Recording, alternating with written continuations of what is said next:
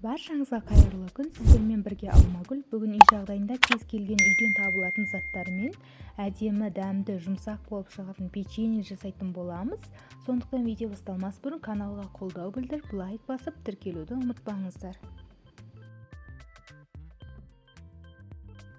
Ол үшін бізге қажетті заттар: жұмыртқа, қант, тұз, сұйық май, жылы су, какао, ұн, қоқсытқыш.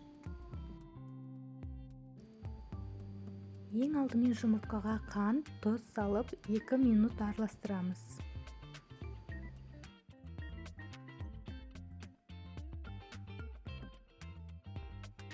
Одан кейін сұйық май, жылы су құйып араластырамыз.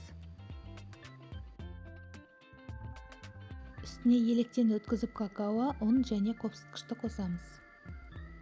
Ұнды 2 бөліп саламыз. Алдымен қасықпен араластырып алдым, одан кейін қолмен илеймін.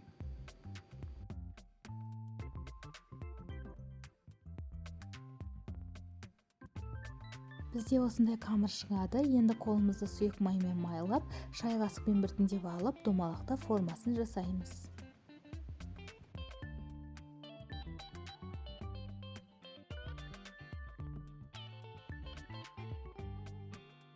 Барлығын жасап болғаннан кейін бетіне сахарный пудра сеуіп шықтым. Енді 180 градуста 10-15 минут пісіріп аламыз.